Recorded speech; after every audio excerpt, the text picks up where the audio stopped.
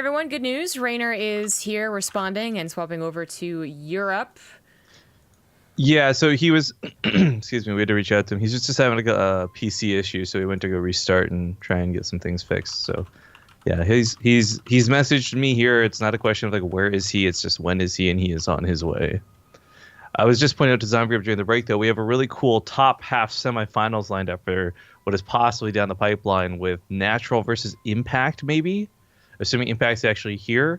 Don't get me wrong, I love the Koreans. I'm not trying to implicate anything by this, but just like through history, Koreans have been the most likely to just forfeit out of double eliminations because they're like, I don't know if I really want to do this or not.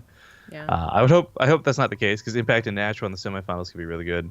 In fact, I'm going to tell Dares to hold Impact Natural if it happens, and we'll do that one into the finals. I should also mention, if you guys haven't seen, TING Season 4 has been reconstructed pretty significantly when it comes to the prize pool. First and foremost, there is a Matcherino for it. They've partnered with Matcherino this season, which is going to be cool. We always talk about, like, hey, consider buying those SIM cards or signing up with our promo code link, which, by the way, you guys should still totally do. But, for example, if you buy a SIM card on the website, it's like $5 or something, or sorry, on the Matcherino page, it's like $5. I think it's like if we fill all 35 of the order, Ting's going to add like another $1,000 to the prize pool. Not to mention, if the fans really want to get involved and say, hey, I was a part of Ting Season 4, they can throw in $1, they can throw in $2, whatever they're feeling comfortable with.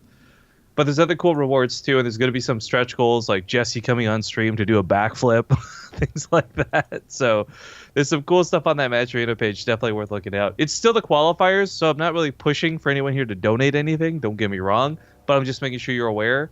On top of this, we've also restructured the prize pool breakdown for the season pretty big. So in the past, it's been a little more top-heavy. Last season specifically, only top 4 got paid because it was a live action finals. This season, we've changed it up quite a bit, actually. 32 players are going to be competing in this tournament in total. 16 will get paid. So even the 16th place in the tournament, which means all you have to do is get out of the very first group stage, and you will qualify for a portion of the prize pool. I think the least amount anyone can get paid in this tournament will be $40, because it only goes up and up from there regarding the prize pool. Pretty neato. And I like the idea of it not being static, too. Like, I really don't think the prize pool is going to reach, like, say, $10,000. But it'd be very cool if it actually went higher than $5,000, which has been the standard for every season previous. So if we actually were able to grow this bigger than what it was in the past, I think that also might be some good news for Ting to say, hey, yeah, let's definitely do a Season 5. Like, the fans clearly want it if there's money involved. Yeah, that would be pretty awesome. Of course, we're going to be pushing this, continuously throughout the month and a bit of next month as well, as we have a lot of casts to do. All the groups have been planned out, and we're casting Ting almost every day, minus 1 or 2, even a couple double days, which would be fun. Well, luckily, you and I have been able to split up the workload on some of these double days. So it's not going to be like super duper crazy stressful for us. Like I remember some of the previous double days where, for example, guys, coming up on Saturday, I'll be doing the Korean group with Zeph. You guys should remember Zeph. She's been on the channel enough at this point. And then Zombie Grub will be covering the NA groups in the evening. So neither of us have to go crazy waking up at both 4 a.m. and 4 p.m. type thing. Yeah, it should be pretty harsh. But it actually legitimately will be fun if we split it up correctly. So you guys just have a lot of StarCraft to watch. Basically, what's going to come down to, because we also have our weeklies, including the BTSL, which unfortunately had to be moved yesterday. This was a pretty special week, as that does happen with another huge tournament happening and Korean Thanksgiving is the best way to put it. Now, people like, I don't know, it's always like it's X Thanksgiving, where I guess literally Canadian Thanksgiving is still called Thanksgiving. The Korean Thanksgiving isn't like literally called Thanksgiving. It's translated to something else. Well, of course, it's literally a Korean word, right? But it's also translated to something else, I bet. But it's just the idea of autumn harvest, I guess, festivals that like every country seems to have. Yeah, exactly. Because I think historically this has been a huge part of the year, regardless of whatever you call it. So it makes a lot of sense. Same thing with like New Year's. It's not always going to be called New Year's precisely, but every culture has some version to celebrate it, right? Yeah. And there's just lasts a long time. Because actually, from my understanding, there's not a ton of super important holidays in Korea that they get a long time off of. You know, for instance, like Americans get a decent amount of time if they're working a good job, that is. Decent amount of time off for Thanksgiving and Christmas and even like Memorial Day or something like that. Actually, it's not so much. On that note, because you and I were discussing this with our schedule planning for next month, and I'm curious for the audience here.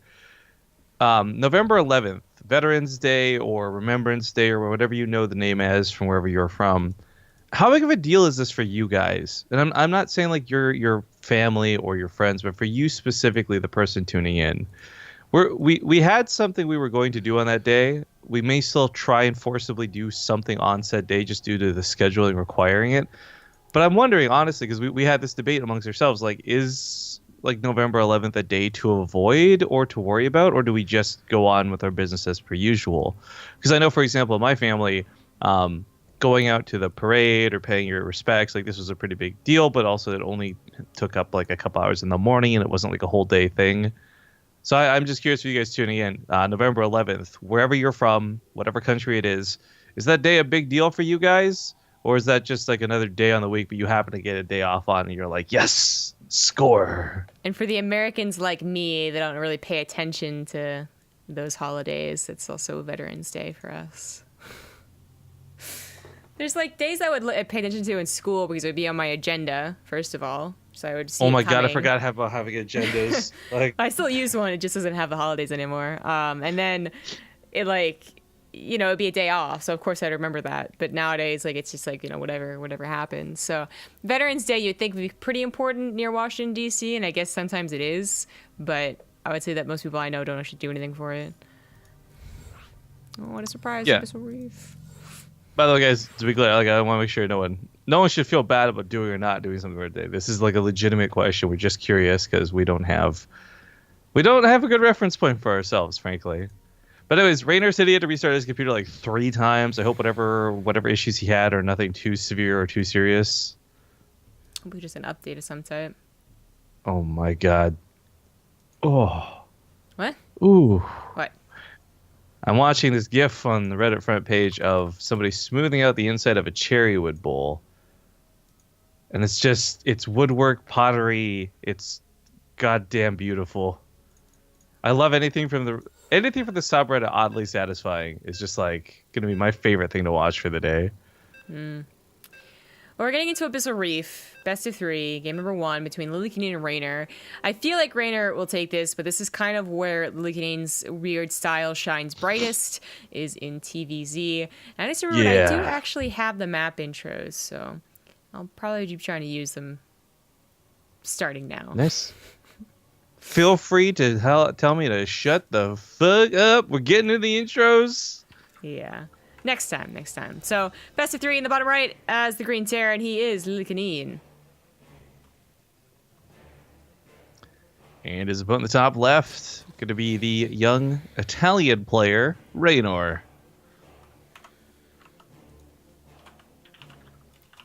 Reynor, of course, falls in that category of young, the same way Clem and some of our other favorites do. And it's good. Like, this is actually a really good thing to see players like this.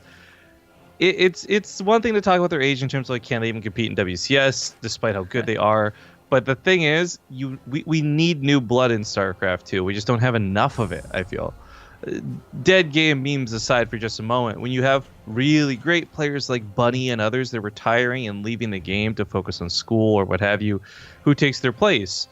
Maybe it's a mid-level, middle-aged GM player, who knows? But when you know you've got a kid who's this talented at the game, at this young of an age, I'm hoping that for the years to come, we're just going to see nothing but improvement for him.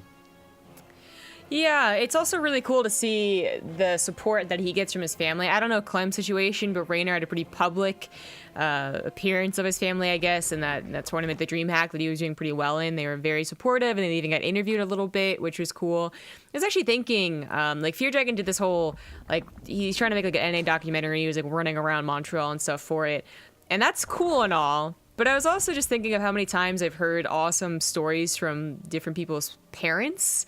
Like, In Control's mom was, like, you know, super cool and, like, barely gathered all the money needed to send him to one of the WCS, or not WCS, the WCGs. There we go. And same thing for like Tyson and Day 9's mom. It's like pretty cool. And like talked back to the principal when they said they couldn't go. I was gonna say that's the one that I actually like. For anything anyone else could say, there may be a little bit of embellishing. There may be a little bit of rosy-eyed, tinted goggles, whatever, because it's your mom, right? But actually, man, we've met Tasteless and Day 9's mom, and she's actually a badass, and she's actually so cool.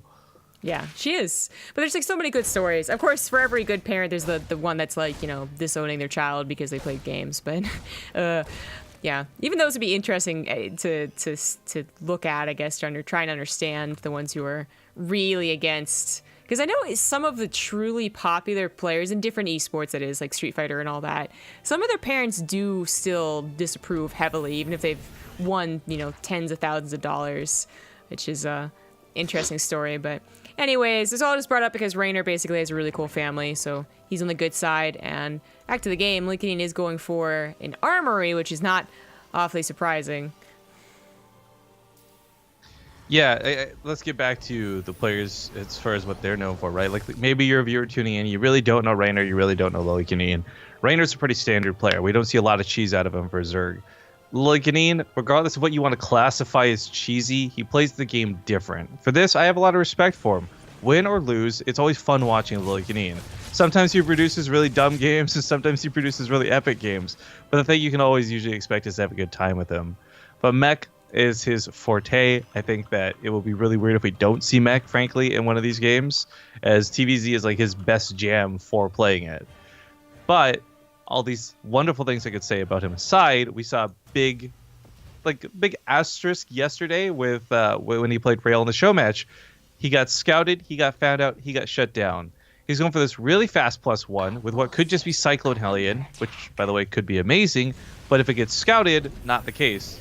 So, no Overlord's getting the base, Zergling's not getting in either, Reynor playing a little bit blind right now, and I'm sure he knows the general playstyle of Lillekanin, but he hasn't seen enough to see such an important second factory / not a starport.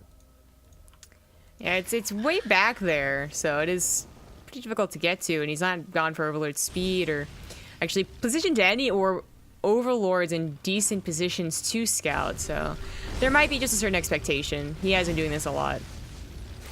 But they're the Cyclones. +1 is just about halfway, and Reynor is going to have a combination of Lings and Roaches to hopefully take care of this. Banelings sometimes aren't bad to have either, just they'll blow past the Hellbats really, really quickly. But dealing with the Cyclones is still another thing to worry about. It is the wrong thing to look at. There you go. Yeah, still denied scouting, but I think he just saw the Cyclones. Okay, so the Cyclones alone I think are not that big of a deal. It's seeing the mass quantity of them. It's going to be the key difference of whether he's coming in with a lot of Roaches or whether he's coming in with Ravagers. Cyclones do not fare well against Ravagers. Cyclones excel against Roaches, especially when you go for this fast +1 timing. But looks like those Hellions on the other side of the map are just poking in and out. They're not really getting many kills. Yeah, these Hellions over here are actually dealing with Roaches, but the Lings over here, this is where the Hellions needed to be. The Cyclones can deal okay with them, but they do have to be quite worried about getting surrounded. They got a couple Hellions backing them up and an SCV repair, so they give up.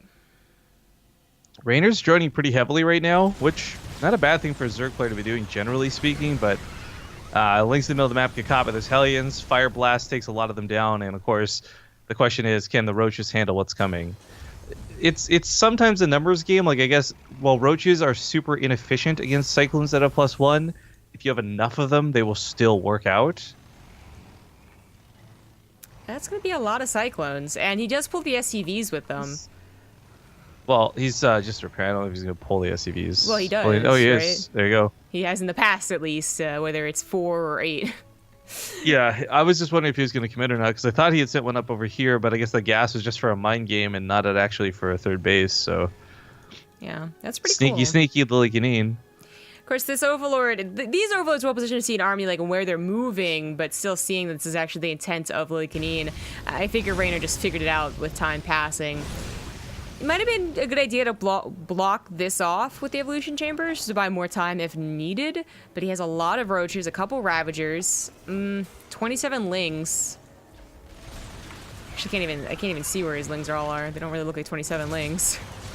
I don't know. This is gonna be a tough hold still. Look how fast those Cyclones shoot through those Roaches. But then look at the Ravagers still taking a lot of damage just because there's a lot of Cyclones. But this is losing a lot of its momentum. It's trading out really well. Look, can Lillekanin deal with round 2? 10 more Roaches, 5 or 6 of which are about to spawn on top of them. Looks like not gonna be a problem. Those SCVs repairing are the lifeblood of this attack. Yeah, that's awfully annoying. These Cyclones have a lot of health to burn through in the first place, and then all the mass repairs going down. Reynor might just barely be able to hold any... Well, that's right. I mean, he killed... I didn't realize there had to be a counterattack, right? 17 SCs didn't actually go with this attack, but either way, it's pretty all-in from Lillekanin, and Reynor knows that if he can just hold, losing 7 drones is not that bad. He can still win this. I'm actually really surprised he's still making Roaches at this point. He knows it's all Cyclones, and he sees there's no additional Hellions. Zerglings would be an easy fix for this. First Hellion comes back in, but that could be dealt with too. Unfortunately, though, the Spine Crawler goes down. Not many Roaches. 0 Ravagers remain. And I think Reynor is just going to die here. Barely, but I think he's going to go down. It really is the unfortunate. +1 weapons. Look how fast the Roaches die. They get in range to get 1 shot off and 7 die. Yeah, and that's what's so bad is like he actually's had decent production this entire time. Like 10 Roaches every time you look at the supply tab, basically. But they've all popped out too far and few in between. They haven't had time to become Ravagers. Now a couple of them do, but Cyclones are still rallying in here. Even only 1 or 2 at a time ends up being enough. And this was really, really close, but not enough. I think Banelings might have been a good answer for those SCVs, first of all, and then just more Lings. He only had a handful that came in later to the push. GG.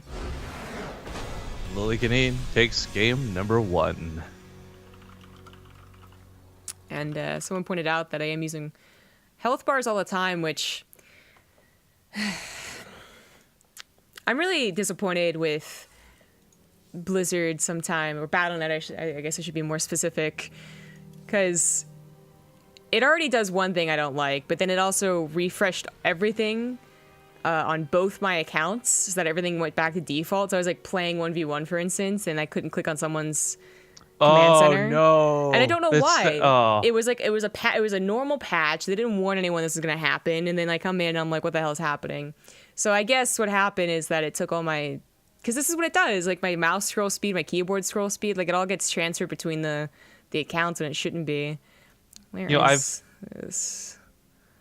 I'm sorry, I don't know what's going on today. I'm having like a allergy day, but I was just gonna mention I haven't had the issue where my unable to click on enemies' units part has been reset, but I've had the simple command card forced on several times, but I've never tried to turn it on.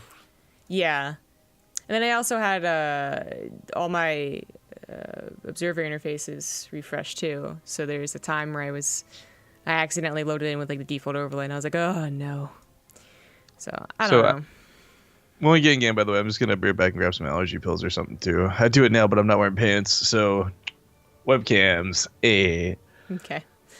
Well, then I might not be wearing pants, by the way, but I am wearing a very comfortable pair of MeUndies. Good on ya. I'm wearing both pants and MeUndies. But the players are here, so as soon as they say ready, then we can get into the map intro and let Rifkin go do things. Lillekanin is actually host. Come on. Oh, good guy host. At least made it with the WCS Game Heart mod. Yeah, he does. He remembers to do that. Maybe I missed him saying be right back. Ah, there it is. All right, so go get your stuff. We're going into the map intro. See you guys soon.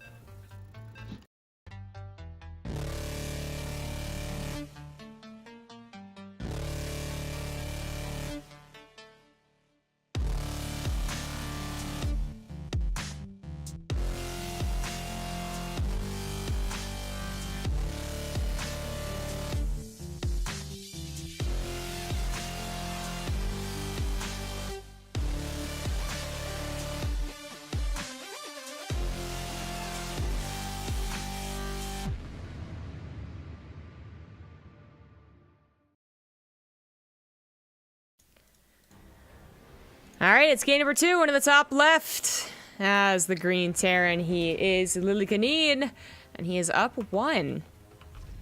In the bottom right, as the blue Zerg, it is Reynor. Unable to defend against the Cyclone Hellion Cheese that has been tearing down quite a few Zerg players.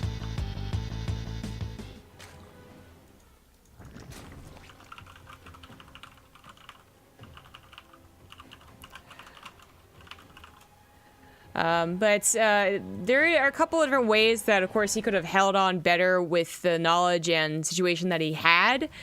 He didn't know what was on the way. I think that's clear by just how many units he tried to have prepared for it. It just maybe was a matter of not having enough units or the right units. Still, as much as you try and prepare against it, it can be very difficult. Personally, I'm on the side that Lings could have been more useful in that engagement. They surround the Cyclones. They take care of the SCVs. Banelings are a little too expensive, so maybe don't bother getting those, but still a lot more Lings might have been better than a lot more Roaches. Maybe even Queens for transfuses could have been made aplenty if you had known it was coming from the very, very beginning. There definitely are ways to hold it, but I'm thinking more, the last time we saw someone hold against Lillekanin, they just simply counterattacked. Scout, man. Well, Scout, sure, but like I feel like Reynor knew kind of what was coming from a long time, but the other way that we see dealt with is as soon as he moves out, you come back and run by with a bunch of Lings into the main base and just kind of stop it before it starts, which Reynor did try and do. There was a time where there was only 4 Cyclones and he had a bunch of Lings in there, but just a little bit too much on the defense. I think the other thing too is kind of interesting about that build. We didn't really have a reason to talk about it at the time, but just an interesting point of fact. That is like one of the rare builds that translate equally well to against Protoss. Like you do the same timing, the same +1. You'll annihilate stalkers. You'll tear through depths. Like Cyclones can sometimes be the big early game busters. Well, they actually found that I thought they were more impressive in TVP cheeses, to be honest, when we saw those proxy Cyclones, but Lillekanin's versus Zerg, rather. Cyclone version is also turning out to be pretty scary. He's definitely taken out a bunch of Zergs that I wouldn't expect with it, sometimes even twice in one series. Usually not one after another, though. Even he's a little hesitant to go that far, and he does actually have a starport already, so if he's doing it, it's a different version of it.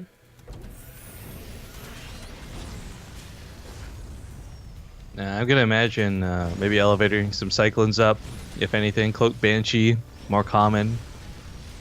Either way, being up 1-0 against Reynor is kind of a big deal. Reynor is actually a good enough player that I would have given him the default win in the series.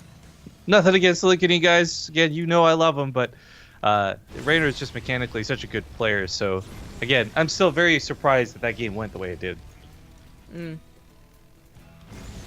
Well, Reynor's probably pretty frustrated with how it went. In his mind, certainly there was a lot of Roaches. He didn't get a pretty good setup against any type of attack, and then Cyclones at +1 still busted through everything. So, doesn't seem to be a guy that's really affected by disappointment, I suppose. There are some other players that will lose in really haphazard ways, and instead of smiling and just shaking it off, they'll get quite tilted. But Reynor doesn't seem like he's ever done that. At least not offline where we can see him. He seems to be generally a happy guy. So I'm sure he's just trying to understand what to do differently in case it did pop up again. But he has Lings yet again looking for that run by, which is what he did last game, but had to leave shortly after getting a few SCVs, but nothing too substantial. There are going to be Hellions popping out, but only 2 of them. This many Lings could still do fine. He's actually waiting for the Overlord to scout how many there are going to be, but by doing that, he has lost his opportunity. There's already a wall up. This drop is going to be met by quite a few Queens. 4 of them, actually. Quite a 4 Queens. And already at half health, the Medivac's a little bit useless. Lings have to retreat. There's nothing to be done. The wall is here, 3rd CC. But that is important scouting. He knows that he's going to have to deal with probably late-game mech more than early or mid-game pressure, which he might be a little more welcome to. I think that generally the caliber of Reynor's Zerg does well against Lillekanin's mid-game, late-game Terran mech, especially. But there's always that chance he flubs an attack and doesn't quite hit all the right points, and ends up facing a maxed out mech army, which is always difficult to deal with. So I'm sorry. While you were speaking, I was going through the command list, and I guess the TING match arena page wasn't there, which has now been updated. You guys can go see some of the cool rewards and all that stuff. But also, going through our command list, there's always a bunch of commands I don't recognize. There's that Banshee getting some kills, by the way. But what is this stupid hoi hoi hoi one? I forgot about this GIF. This is like a really old GIF. Which one? Exclamation mark hoi. It's like me as a beautiful Japanese geisha. Oh god. Yeah, it's pretty old. Alright, so Hellions denied out of the main. Actually huge out of Reynor. Those could have snowballed very badly. Banshee gets a couple of kills here and there, but now Lillekanin's coming with his main force of Hellions, which might just be able to split up, dive in, do whatever. Looks like they can take care of. Banshee just waiting to see if there's a fourth base. Yeah, there's a lot of Hellions, and there's an armory, but I don't know if they're really... I don't know if they're really going to have anything to do. He's going to bring them the Hellbats. There are roaches already made, so this looks like it'd be a bit useless. I think the Hellbats he was playing to just drop. That's why there's only 2 of them that were transformed. Yeah, there we go. Hellions can obviously just run away from this. They're going to be necessary to keep alive for the tanks. I mean, they are your fodder for your mech army, but oh, this medevac is dead on arrival. Only one Hellbat gets out. No parachutes. Actually, wait, what? It's 2000. It's the year like 5000 something. How are there no parachutes? Well, they don't take any damage from falling out of a medevac, so why do they need parachutes? So why don't they just bail when the medevac blows up? I don't know if you saw this actually. There's a Reddit thing a little while ago about how they airdrop Humvees to like war zones and stuff, and they're just literally dropping like hundreds of Humvees out of planes, and they've got parachutes, and of course statistically one in so many the parachute will fail and the cars basically plummet and just get destroyed. And these 2 guys in the military were filming it. I want to say it was like Iran or Afghanistan or something like that, and it was just nuts watching like these cars falling from the sky, because it's not 1 or 2, it was like 10 or 20. I'm guessing you'd probably mean Iraq. Yeah, I wasn't sure. It might not even been in Iraq. I don't know where it was. It didn't say. It's just desert-ish looking area. Desert-ish. Well, that's scary. There aren't people in the cars, are they? No. Oh, okay. I was just trying to imagine like joyride. Yeah. That's also the ultimate gamble too. I was just trying to imagine like Hellbats though in lieu of that, right? Just like coming down from the dropships. But all right, we have some interesting tech happening right now. First off, it's hyperplate rotors, so Banshees. All right, maybe we'll see more of them as the game goes on. But it's also pretty quick hive for Reynor. Not super fast or anything, but he's not been pressured to the point where he's worried about wasting money or trying to make transitions. He is getting to that hive with relative ease. Yeah. This hasn't been too action-packed of a game. A couple Hellion drops, couple Banshees trying to do some harassment, but Reynor's defended against everything, and his Ling attack that he had set up didn't actually end up working because a wall is pretty good to have, which Lillekanin is building yet another one on his third base while making a fourth. If Reynor wants to bust Lillekanin before it's too late, that hive timing will probably be the best bet. 1 or 2, 3, 4, 5 Viper attacks fail, and well, Lillekanin might just be steamrolling over you, and they're already down 1. And really, I think Reynor should have a good chance against Lillekanin in a best of 3. There's a loser's bracket, which can't be forgotten about. Some people will not bother to play it. Power of C, for instance, looks like she just forfeited there. And a lot of the Koreans are also usually not too keen on playing it. Speaking of which, one of the Koreans here is keen. No. Yeah, the double elimination format can sometimes just be like for people, even if, because it's small. Honestly, with a bracket as small as it is, a double elimination, I don't feel like would take that much extra time. Maybe an hour tops on top of what it normally would if it was single. But yeah, a lot of people are just like, I really don't want to waste the time doing it. But there's some important factors on why you should whenever it's a BaseTradeTV event, right? Part of it is when we do Ting, it's an after invite system, so we look for players who got really far in the bracket. Maybe they deserve to be saved with an invite type thing, even though they didn't make it. And on top of that, it's like some balancing out of race stuff. So like, okay, maybe we don't actually pick the top third player because we already have 2 Terrans. So we're gonna look for you in the losers bracket, top 4. Oh God. That was pretty bad. That was really bad, actually. Yeah, good point about the invites, and I tried to emphasize last time as well, but That was pretty bad from Lillekanin. Also, the chat is reporting... A lot of people actually just reported that drop frames happened, but I didn't have anything pop up here, so I'm hoping it's just a blip on the Twitch radar. I also know that there is apparently maintenance going to be happening in like 3 hours. For StarCraft or Twitch? For StarCraft. But hopefully it doesn't actually do anything for us. Well, worst case scenario, you pause the bracket and finish it off stream or something, but hopefully it's not going to be the case. I was just going to mention, though, if you've got to drop frames, not to... be too accusatory here or nothing. If you're tapping out a lot, I notice this will cause them for me sometimes too, even though it's not like full screened or anything like that.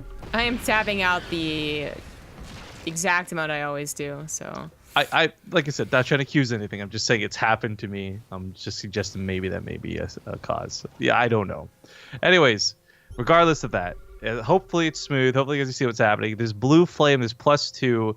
I think Lillekanin's got everything he needs tool-wise, unit-wise, upgrade-wise to deal with the Roach Hydra. What he doesn't have, though, is a great solution for the next step when Vipers and things come out. I think he knows this, too, so he's getting those the Vikings out. He'll need that anti-air of some variety. I don't know if he's too worried about Broodlords. The timing isn't quite right for that, but there's still just that fear that they will eventually be coming, too. Mm-hmm. I thought you were going to say the one of the problems is that Lillekanin no longer has a great way of dealing damage to Reynor. He basically is waiting for the attack to happen and hoping that he can survive it, which he very well might just. I mean, maxed out with sack defense and a 4th base planetary. That seems like a pretty solid defense, but with the Banshees dying and the Hellions not finding any path to the actual drones, Reynor is getting... freebie 5th here, probably freebie 6th. He's already banking quite a lot of money because there have been no trades in this game. Lillekanin, more expensive of an army, hasn't really started banking yet. Actually attacking over to the left side, it was pretty well defended. Blizzards were also there to try and saw out the Vipers or kill them. They get 1. Yeah, only 1. So the awkward thing about when you, of course, abduct a tank is it's still like, even if it gets instantly focused down, it's oh, wow, talk about that in a moment. Blue Flame catches a lot of drones off guard. The beauty of run-bys this late in the game is you're usually not paying attention, so focus with that army. So you'll see the location of the Greater Spire. He drives off a lot of drones, 13 more being made to replace the 15 that died, and Reynor really hates his own eco chamber there. Yeah. Take it down. Shut it down. Shut it down. Yeah, it's not even a Lucifer that's doing anything. I'm not even sure why it's there. No, it is doing something really big. It's blocking out the Hellions. I think you typically throw down a couple of these anyways for Vipers to consume off of, but the positioning of this one I like a lot because the Hellions cannot get behind the mineral lines. I mean, yeah, that's true.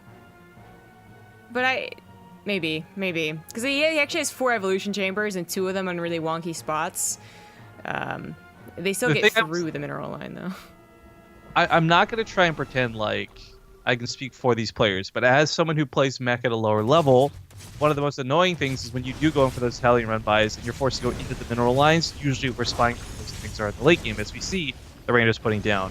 Honestly, the best block for this damage is just physically blocking the path. But more on that later. These Banshees actually come in. They do pick up a Queen, but unfortunately not enough to follow through. Still, though, through all this, 10 more drones die, several Queens go down, and Lillekanin is transitioning into battle cruisers while this happens. Well, just a little more on that. Like, it doesn't look like they're blocking out very much, but about the Vipers, which I thought was more important, there should be evolution chambers on the front lines for them to soak up energy. And there aren't. So that's probably not affecting Reynor's attacks too much. But the whole point of putting them on the front lines is that they don't have to retreat entirely to go back. And you even start putting sack defense up as well when it's really late game. You are absolutely right. I'm kind of going ooh and ah right now, though, at the Raven upgrades. 2 of them coming out, too. I don't know that Mass Raven, or even more than a couple Ravens, is something you're going to get away with as a Lillekanin. But that being said, they're great support units, and if you can land those Seekers, you can get those point defense turns down, it's going to be a great time. However, they are so gas expensive, and Lillekanin does not have any sort of a gas bank going for him. Command Center here almost goes down. Point defense turn trying to save it desperately. Hydra's getting blown away, trying to take it down. Reynor overextends a little bit too much for that Command Center. Yeah, it ends up living. That is a little unfortunate, but now he knows the location of most of those units. He knows the Ravens have used a lot of their energy, and he was looking for the Abducts, was just hesitant to use them, uses them there. He still hasn't really lost that many Vipers. In fact, he didn't lose any in that engagement. He still only has the one resource on the units lost tab. There we go.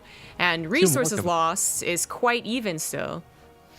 You know, we saw this with Scarlet a little bit, and a couple, very, very few other players have tried going very Viper heavy, but it has looked to be possibly effective versus mech, but that's more normal mech builds, not battlecruiser mech builds. Because the problem is you abduct a battlecruiser like this, you get abduct this 7 or 8 times, it's just going to teleport away. Yeah. It does take it out of the fight ideally, especially if they just rapidly choose anywhere in the world to transport it to. So Reynor does need to start thinking about other ways to take the fight, and he has just made a lot of corruptors, kind of all-inning with broodlords. That time has passed with battlecruisers and so many Thors. I imagine these corruptors will just be used to actually try and take out the air units in like a 1-to-1 battle. They're being upgraded. He went for the double spire, something that Lillekanin was able to scout. His ground upgrades have already finalized here. He didn't really bother going into any melee just because Lings have not played a part in this game for quite a while, and Ultras probably won't either, but don't mind seeing +1 melee or even adrenal glands, since maybe future run buys could be quite potent. I'm wondering, 22 damage from a corruptor. Battlecruiser is a base armor of, well, forget base armor, there's 6 right now. 6 armor on a battlecruiser, guys. So 22 minus 6, 16. What's 550? 5 by 16. He would need 34 corruptors to one-shot a battle. He'd need 35 corruptors to one-shot a battlecruiser. And unless you one-shot a battlecruiser, it's teleported away if handled correctly. My caveat, though, of a concern is, well, he might not quite have the corruptor count to one-shot a battlecruiser down. We did see Lillekanin actually severely miss handles of battlecruisers yesterday, missing a lot of teleports, missing a lot of Yamatos. So I'm hoping he's more warmed up and better shape for today. He's gonna need to be like super duper accurate with his control here. He was definitely a little off against Rail. There we go. These battlecruisers are a little bit alone. And you have that teleport to escape and a point of defense run, I suppose, if they thought they could take it. Oh, you honestly said. Oh, that was risky. He barely gets it off, teleports out. He'll lose the command center, but honestly, this isn't so bad. Picking up like some key units like that, definitely worthwhile. Oh my god, there's a lot of tumors coming down. Maybe Reynor just hates losing evolution chambers. He actually literally lost evolution chambers because he soaked up the health with the Vipers. That's why he built so many more. But he built them in the farthest place he could get back to. His natural. And I'm just wondering why. So I was trying to rationalize the idea of like blocking Hellions, which I actually think is a good idea. I'm still going to stick by that. But yeah, the extra ones coming down here are so far in the back. I think the other part of this we see a lot of the time too, not even Evo chambers. A lot of spore crawlers get put down on the front lines. Yeah. It's something to abduct to. It's also something you can consume.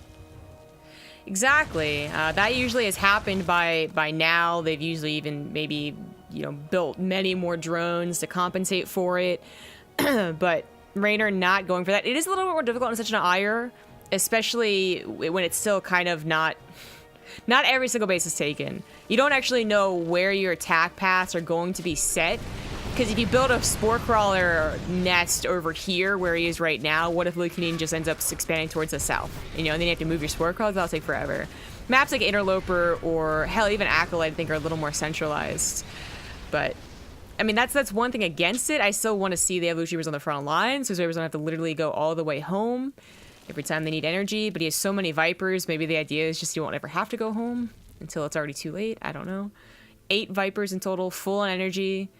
He's got to be very thankful that, High Templars don't exist in this matchup.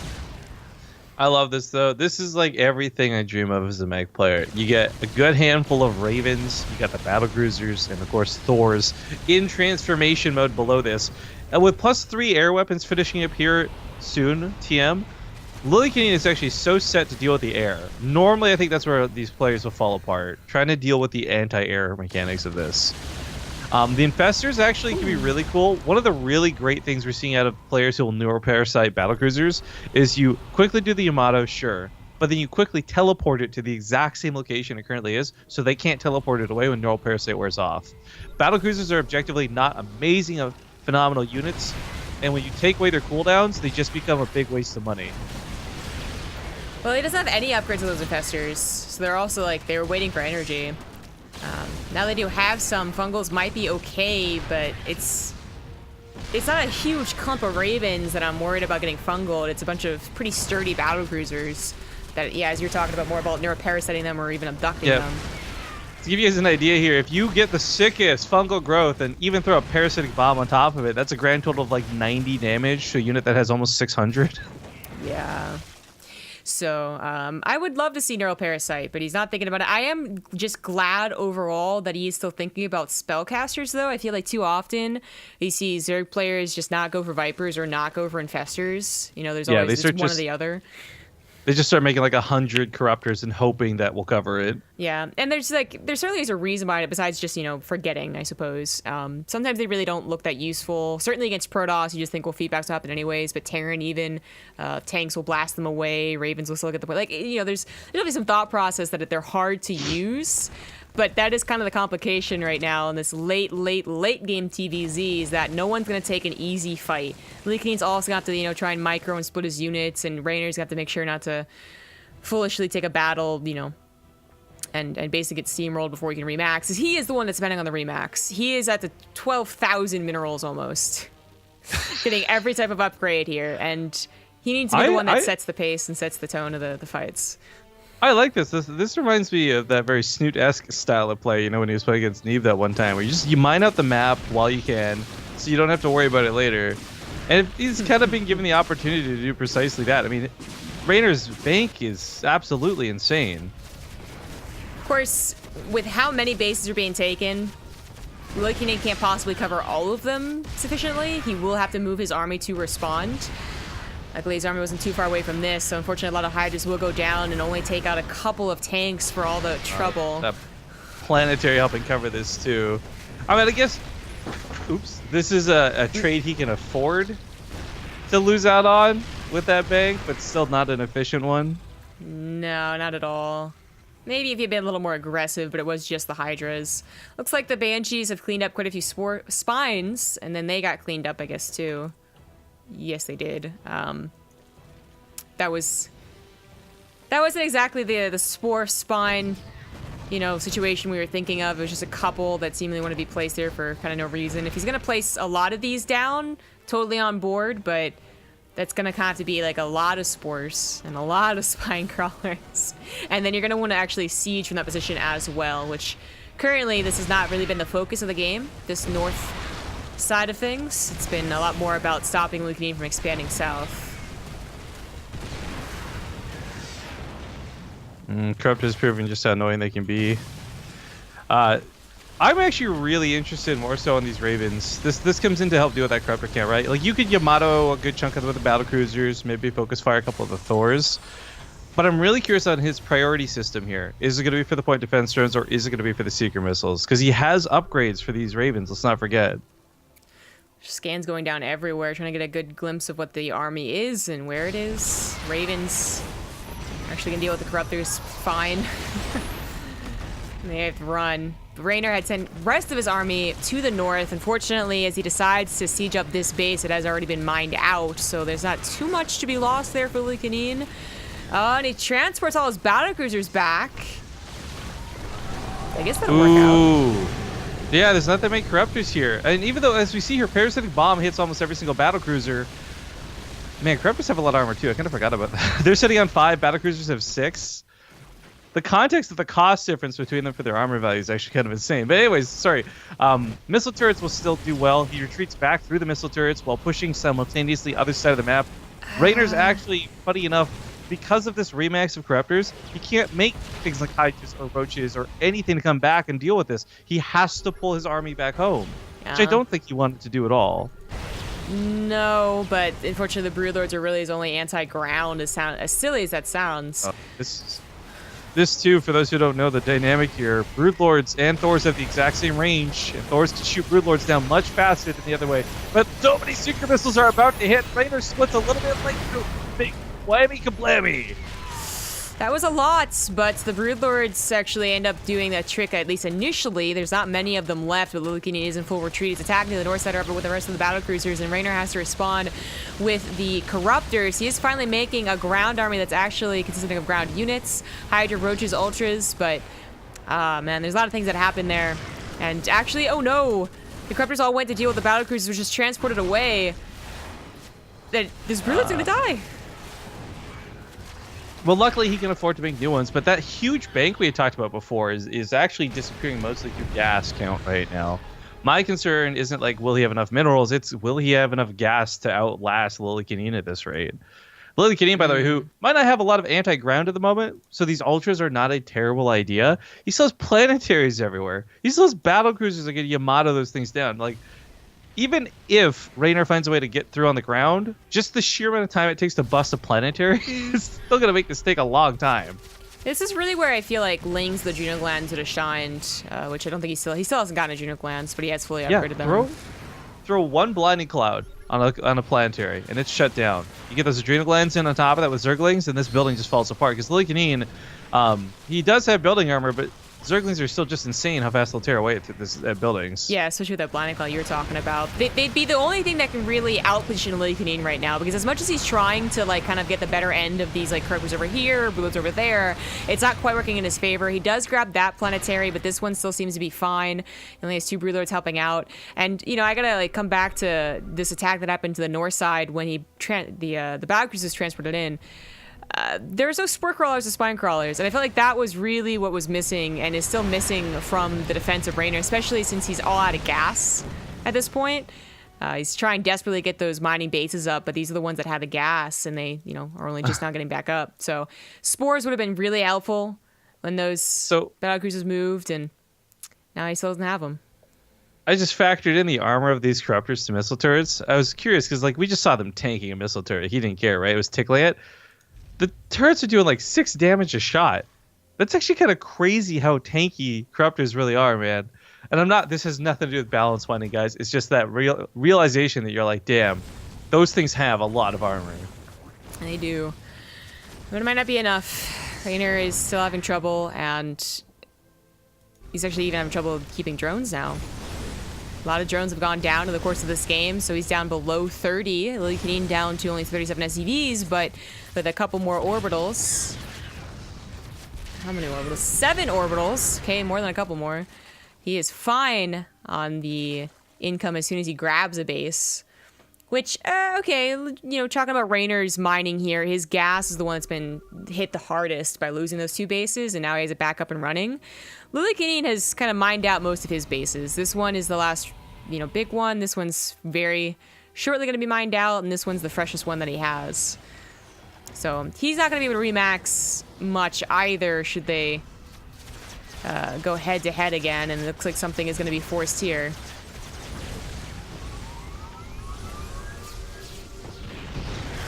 Splat. Well, that is a lot of ultras. I am worried about this composition, however, still. It's, what really wins out? Fully upgraded Zerg army versus fully upgraded mech army. Well, I mean, to answer that question, I just defer to the resources lost at this point. Yeah. So here on like, it's like a 10,000 resources lost difference between the two. That's actually kind of insane. I still think a lot of those engagements could have gone better just by having his units in the right position, as well as like maybe some micro going a bit better too, as well as, again, those spore crawler lines we had talked about. You can see that in a lot of these engagements, they actually wouldn't have been in place, but on those 1 or 2 engagements where the battlecruisers are there being abducted in, they could have been huge. It could have been a good use of 6,000 minerals. Well, I want to actually talk about the unit count right now. If you actually go to the units tab, right, you'll note that for Lillekanin, as powerful as his army is, it's 6 battlecruisers, it's 11 Thors, it's literally handfuls of units. If Reynor had considered Neuroparasite at any point in this game, to take over 5 or 6 units would literally take over half of Lillekanin's army, right? And even if you're not killing them with that, you're still removing them from the fight. It's kind of like when you watch Phoenix lift up tanks in TVP engagements, like they're just crowd controlling them. And that's what I would have liked to have seen more out of Reynor this game, because like he's done a lot of great like thought process here with the spellcasters. He's looking for abducts, he's looking for parasitic bombs, but he's missing the key element of just removing straight up half of the army at any given time. That is a very good point. He got a pretty decent multi-pronged attack here, but again, like, even taking care of this planetary just isn't worth losing Hydras for. It literally does nothing right now, except maybe kind of block out getting into the natural, which has production, but Lings, again, would have been the better choice than just trying to do this with Hydras. Lings would have already gone past every single one of these units, gotten on top of the tanks, killed those, and gotten into the main base, but obviously not thinking about that quite. Well, so this is where it comes down to two different questions when watching a player like Reynor in this late game. Is it A, the experience playing him, where he knows, man, I've just done those links before Zombie Grub. I've done them 100 times. They never work out for me, so that's why he doesn't go for them. Or is it two, there's a little more horse blinders going on. He's really focused on these, like the Thors or the battlecruiser, and he's not thinking around them. Also, like someone who tries to use Lings every time I play Zerg, leaving that room for supply can actually kill you. Like 30 supply of Lings is a lot of Lings, but it also could have been enough Corruptors to hold on when they just push you instead. Like those Lings are only for one purpose, and attacking the main army is not that purpose, so it does kind of screw you over sometimes. Well, Blinding Clouds do go on top of the Thors. Seeker Missiles, though, going to hit most of the army. He drags them into Lillekanin's armies for some friendly fire, but I don't think that's going to be enough. All of Lillekanin's army, he can remake. He still has that bank. Yeah, you know, some of those ultras really, unfortunately, stuck in the backside. If they had been in the front, you actually see they are starting to clean things up, just barely living 17 health in this one ultra. That could have been a big difference. That could have been a lot more Hydras alive to actually chase after the battlecruisers, but they were just like, 4 of them were kept behind. They're actually target fired by that Thor. I don't know if Lillekanin did that on purpose, but that was pretty nice. And a handful of Hydras, a couple of Infestors end up living through that. All the Vipers died. All the gas and important units have died. And Reynor only has 4 gas mining extractors. Right. This is my problem right now. The only reason Lillekanin lost that fight was because he was bold enough to use Seeker Missiles at point blank value, right? Had he not done that, I don't think the fight would have looked even half as close. Friendly fire was his biggest enemy there. Now he remakes units. He's not going to have to worry about making that same mistake again. He's going to have a similar looking army. As he backs up away from this, like, I don't know. The Hydras are not that threatening to these battlecruisers, in all honesty. They are very threatening to these weak Ravens. Even with the point defense runs coming down, they might get sniped before it can do its work. And this is the scariest part for Lillekanin. He had the bank to have a partial remax, basically, and he still has the income to eventually max again, but this is the scariest point where he's down 30 army supply. But the 30 army supply, I feel like it means so very little. If the fungals don't go off, there's going to be point defense drones. If there's point defense drones, the Hydras literally cannot attack. That's where even things like Blue Flame Hellions start working well, much less the battlecruisers. Yeah, I agree. The biggest problem for Reynor right there is actually getting past the static defense. Like, he did not want to actually engage into planetaries with battlecruisers on the high ground. And he's probably right for it. I really like this run by. 5 drones doesn't sound like a lot, but with how desperate the stakes are getting and how nobody wants to rebuild workers at this point, 5 drones is a lot. It is also a little, I guess, problematic that Reynor didn't already have these bases, which this one has been attacked a couple of times, but seemingly only as a response to Reynor's army being there. This probably could have been up and running for some time. This one was always going to be risky for either player, and Reynor actually did try and take it, like minute 13 or something. But there are still 2 mining bases with full minerals and full gas, and that's probably where this game is going to come down to. They both are going to get maxed out again, but Reynor obviously taking the worst trades probably loses this game. You know what's insane? Resource loss combined is hitting like 100,000 at this point, almost. That's a lot. That is a lot. Some really nice tank positioning. It's arguing it too much, but again, like a couple of Lings would have taken care of this. Battlecruiser is also going for a sniper move on the base. I like that he drops the mule there to retain high ground vision, because of course the scan will eventually wear off. God. But as we see here, Seeker Missiles to point defense drones. Okay. Blue Flame Hellions, of course, will destroy Hydras given the right situations. Hellion Ravens actually a composition that we haven't seen in a while, but doesn't work. No! Oh, the Vipers right through the army, so ooh, that's a nasty pickoff. I don't know if they're on a different hotkey and he pulled them back later, or they just took a roundabout way to go. There's still 3 battlecruisers at the top, by the way, killing one of the only mining bases that Reynor has. He's actually focusing down the hatchery with Yamatos, which is kind of funny. The Sporkle is about to kill one of those battle cruisers. They're at the worst. Teleport, man. So good. Defense drones and a couple Seeker missiles. Bit of splash damage. Lillekanin's actually running away from this, though. His spellcasters are still quite a bit of energy, but maybe lacking the ground support. I think it's a smart move, too, especially if you can bait him towards a planetary or something. I mean, he has this literally right here. It's on the front lines. These tanks are denying this base. Reynor's income's effectively dropping to nothing because he's not mining from the north base. He's certainly not mining from the base that has tanks firing upon it. Well, he has workers. They're all mining off of, like, one mineral patch to the south, and not really much income for poor Reynor. Not so much better for Lillekanin, mind you. He's not exactly swimming in money, but he's got a base that he's actually on his side of the field, that little planetary in the middle there. Middle left. Oh, sorry. There you go. Like, he's actually got quite a few minerals still in these patches. Yeah. He even has a gas geyser left. 700 more gas. Lings have been made, but they are, I believe, still missing adrenal glands, and at this point, it's not worth investing into with all the gas being gone. So, still scary for tanks, but not scary for buildings. Well, this is where, when it comes down to it, right? When it comes down to desperate times and desperate measures, everyone's out of gas, people have minerals, what do you make? Hellions beat out Hydras, Hellions beat out Zerglings. Hellions would be your cost efficiency for the engine. Ooh. Catches one battlecruiser, that's nice. Yeah. You can finally take out this planetary, which again is just not very important other than stopping him from continuing on. But it's given time for the army to respawn. There's other things he's got to take care of before he really hits the juicy heart of the Terran production. I'm honestly surprised he keeps Seekering. I thought he would just be saving all of his energy at this point for strictly point defense drones and then taking engagements with them. Yeah, he might be a little bit faster. trigger happy. He's won every single engagement so far, but not so much a classic Terran mistake, but one that can happen. You forget to wait for your energy to rebuild, and you take a fight, and suddenly maybe it's a problem. But let's see. That hatchery was pretty important. Well, I guess maybe not as important as this one, which he did rebuild. Oh, this is a really important point to contest. The fact that there's a planetary here gives the Lillekanin a lot of advantage. That's really unfortunate that he's able to get a planetary up here with no problem. And there has been a bit of a lack of scouting, I suppose. Maybe some more burrowed tactics with burrowed lings could have stalled it out even a little bit longer, but he just was distracted, let that one get built, and by the way, I feel so bad for Impact and Keen. Or excuse me, Impact and Natural. I think we tried to have them held for us, and I don't know if they're actually waiting, but if they are, they're waiting for a 40-minute game 2 to finish up. That might even still go to game 3 if Reynor can pull this off. Yeah, maybe we should have told them to play out a game. Well, the Hive bye-bye goes down. Hive.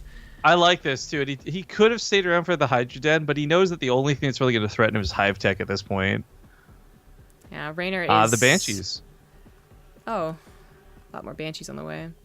I like this, actually. We saw one single cloaked Banshee almost picked off 2 Infestors. If 4 can remove the last Infestors from the game, I mean, frankly, it's going to be the last Infestors from the game. There's just no gas, no money, nothing left. Reynor has definitely lost this game at this point. He isn't actually comparing his army supplies, and his army type has clearly been inferior, so... Kind of weird to do, though. This is the longest we've seen, I think, a game in a long time, coming up on 40 minutes. And most Zerg players end up dying to the attrition well before this. Yeah. Yeah. I'm just going to run away from a lot of these ones. And some energy that's being wasted, but... Reynor can't do anything about it. It's not like once the energy's gone, he can push in. There's still planetaries and tanks to worry about. And I do like that Lillekanin added not just Banshees. For me, it was actually a lot more about the tanks. He was in a little bit of like a tricky situation every time his A-Ravens did have to retreat, where he was getting followed by the battlecruisers. The tanks will probably stop that and just destroy the Hydras. That was a lot of Banshees that didn't actually accomplish too much. Yeah, I think he had good intentions for them. Of course, again, try to target the Infestors, remove them from play. It makes sense. But practicality, maybe not so much. Yeah. There's a large group of units that, hey, you take out this amount, and that's probably the supply advantage Lillekanin has. But they are the accessory units to a much scarier army that's down here. And hey, they are going to be taken out. The queens are transfusing, taking up a lot of those shots. You know, Blinding Cloud goes down to make sure not to take any more.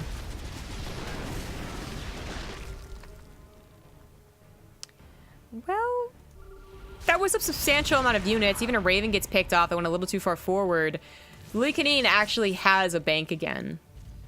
He's gonna get maxed out, but he'll have a bank with his fresh base. I don't know what this mute is about. It's like the Accidental Reaper. I don't know either. That's funny to see. I didn't even notice that production tab. But okay, attack comes down to the south. Point defense drone's gonna go up. Point defense drones, by the way, as much as I do want to like maybe balance mine on behalf of Zergs, I just to remind them as well, Blinding Cloud's gonna be really powerful, all depending on how these things get used. Point defense drones, they last about as long as a Blinding Cloud can get used up so quickly by this many hydras. A second Muta. I don't understand the Muta. That's a pretty good fungal, but they can still teleport away. Yeah, fungals don't actually stop battlecruisers from functionally being able to teleport. Single Banshee is going to ensure the destruction of the rest of the tech. I mean, I don't think he ever really made a lair. It's gonna bleed out anyways. Yeah, he never did. Never made a lair. This is the last chance. This army right here. We gotta look at the resources last game, by the way, guys, because 54,000 resources lost to 67,000. The context there is just what's been made this game. I'm hitting Shift L real quick. Units lost. 10 battlecruisers, 20 Thors, 47 Corruptors, 9 Ultras. Like, this is an insane amount of units that have died. Normally, we used to see like 300 Zerglings, but honestly, that doesn't cost you anything. I'm looking at the 24 Vipers that have died. He initially did a great job keeping them alive, and then, of course, 30 minutes of a TvZ happened, and he lost all of them. What's amazing, too, actually, all things considered, is how low the worker kills have been for a 1 hour-ish game, right? Like, normally you'd be expecting this to be like constantly training out workers leading up to this point. That's why I traded back and forth. This was actually a really passive game for so long that there wasn't harass from either player. They both got to late game. They both more or less no rush 20 minutes. Oh, the formation of these battlecruisers is so oddly satisfying. Yeah. If they didn't have teleport, they'd be running into quite a bad situation, but they all do. Yep, time to GTFO. Misbreakers 1, Misbreakers 2. Okay. Those are kind of expensive for him, but he's still okay, generally speaking, because he's still mining a pretty healthy income. Oh, yeah. Reynor's finally got that base set up, but there's no gases on it. He's just now putting them down. And that's where this is for Zerg. This is where it falls apart for Zerg. They just can't trade gas at this point. I mean, so first of all, we got to that point where the timer actually puts up the hour, because that's what it was in Heart of the Swarm. Oh, yeah, the 0. We haven't seen the 0 in so long. In Heart of the Swarm, this actually would have been an hour because the clock was faster, and they never bothered fixing that, but I don't mind. It's a historical artifact. But then second of all, this game has been over for Reynor for quite a while. I mean, he might not know that Lillekanin is consistently getting maxed, like literally 200, but he's got to know that Lillekanin is getting close to max, like maybe 170, 180, whereas he has been struggling to get above 110 every time we've checked. His army is no longer full of really important units either, only a handful of Vipers, actually literally 1 Viper, 1 Infestor. And brute force versus a mech player isn't actually going to work. So, it's really grim, and it sucks as Reynor. This will be a 2-0 in Lillekanin's favor, but it's definitely the case here. Reynor needs to just do one last-ditch effort to win this game and then tap out.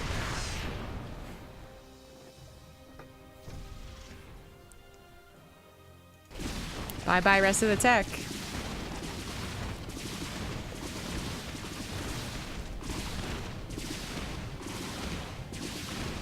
Yeah, it's been a real slow bleed out, but honestly, Reynor put up a hell of a fight.